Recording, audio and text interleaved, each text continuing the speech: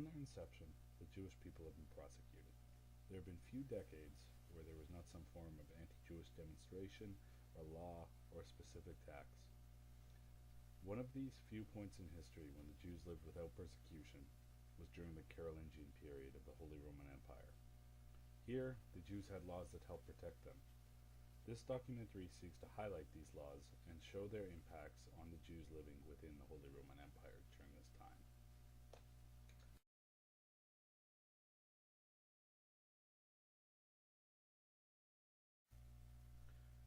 To truly understand why the Jews had such a prosperous period during the early days of the Holy Roman Empire, we must first understand what the goal of Charlemagne. Imperial coronation of Charlemagne in Rome on Christmas Day in the year 800 was a fitting climax to the achievements of the greatest of medieval kings. His name comes from the Latin Carolus Magnus, or Charles the Great, and there can be no doubt about his claim to greatness. Because at the end of the 8th century, he managed to create, for a short time at least, a united Europe, something that military leaders and politicians have been trying to do ever since.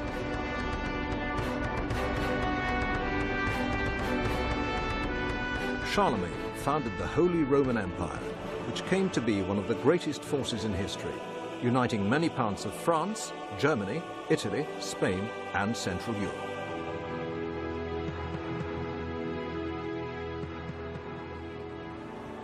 In spite of its name, this empire he created didn't have very much to do with the old Roman Empire. What was important about it, though, was that with its foundation, Charlemagne brought an order and political stability to Europe that had not been seen since the end of the Roman Empire.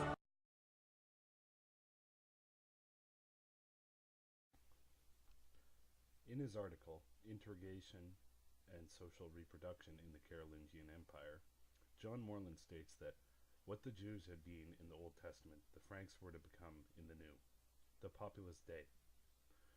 This feeling of connection might have been a small factor into why the Jews were given such a break during this period, but Holy Roman law played a larger one.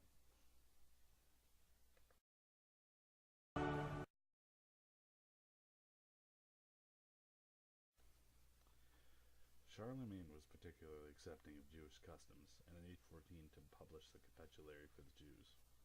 This set out a specific set of laws and practices regarding the Jews living within the Holy Roman Empire.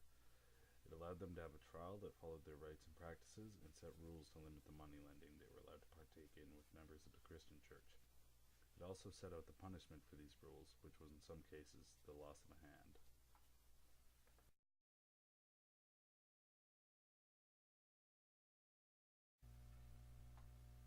In his book, Abraham's Heirs, Jews and Christians in Medieval Europe, Leonard Glick states that Charlemagne saw to it that Jewish merchants were restricted only when necessary, and with legislation that cannot be called unfair.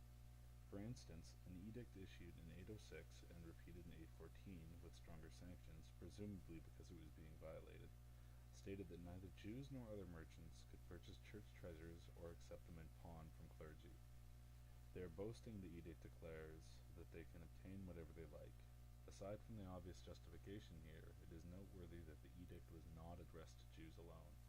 In any event, after 814, punishment for such purchases was so severe, confiscation of all property and amputation of the right hand, that the practice must have ceased.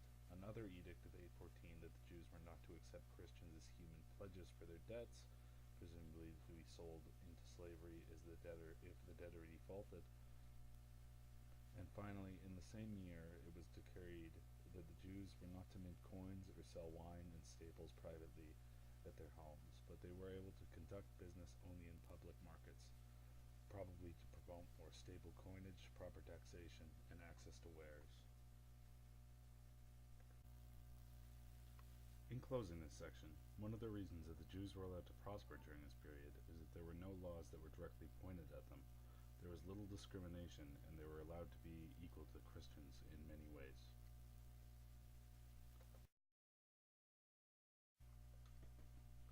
Another reason that the Jews in the Holy Roman Empire prospered is that they were merchants. They brought goods from all over the known world to the empire. This allowed the nobility and those who could afford these luxurious goods to dress in styles from the Orient and use unique sacrifices.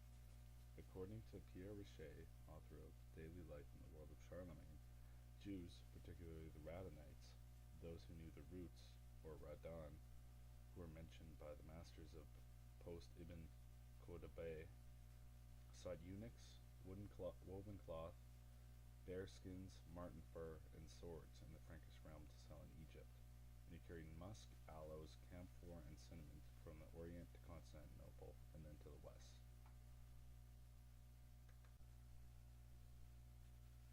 As a result of this, the Jews were protected by the clergy.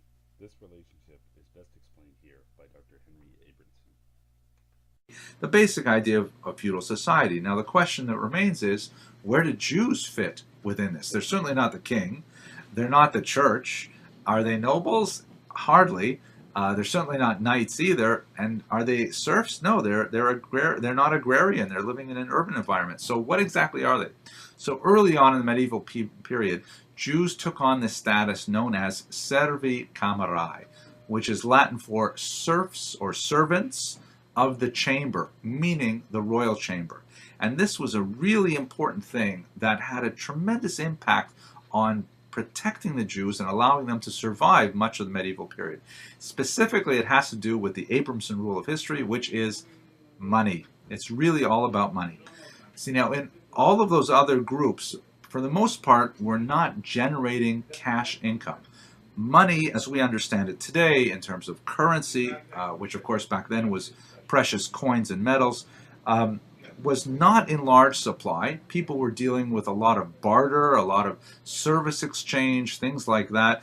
And so you didn't have a lot of cash in society. But the Jews were going to be very prominently figured in commercial activities. And the Jews were the ones who were actually accumulating money, as we understand it today, in terms of cash. So the king realized this, and he took advantage of it by taking the Jews directly under his own economic supervision and taxing them directly without any intervening reporting relationships. For example, the knights did not tax the Jews, the church did not tax the Jews, only the king taxed the Jews. And this meant that there was a symbiotic relationship where the king had a vested interest in the economic well-being and the physical survival of the Jews in his kingdom. In other words, the Jews being associated with money and the king allowed them to have a sort of protection. It raised their social standing and made it more difficult for them to be targeted racially and for harm of any kind. It allowed them to take a class of their own and to bypass the feudal system by directly being involved with the king. The protection that the kings of the early Holy Roman Empire would have given the Jews was a vastly important part of why they flourished in this period. They were allowed to freely trade with the known world, and as a result of this, they accumulated money, which was relatively uncommon in this period, in terms of cash. This wealth allowed them to have access to the king, and because they did not have a category to fall into in the feudal system, one was created for them by the king.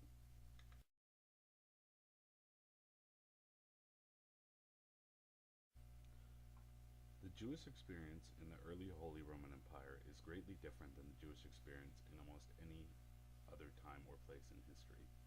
Under Charlemagne, laws were passed that protected the Jews from direct persecution and allowed them to have certain rights within a court of law that were specifically tailored to the Jews. This was in contrast to being tried in a Christian court, in which they would have had none of these rights afforded to them. The main reason why these laws were passed was not that the early Holy Roman empires were more tolerant of Jewish religious practice. It was simply that the emperors had a vested interest in keeping the Jews happy. This interest was seated in the fact that the Jews were merchants, and that they were the ones who were carrying a tremendous wealth to the empire. Because the Jews did not fit into the traditional system of feudalism, they were given their own specific class, being taxed directly by the king. These two topics are the main reasons why the Jews were allowed to prosper during this period and were free of persecution. I feel that one final thing needs to be said. The luxury was only afforded to the Jews living within the Holy Roman Empire during this time, and elsewhere persecution of Jews was running rampant. Thank you very much.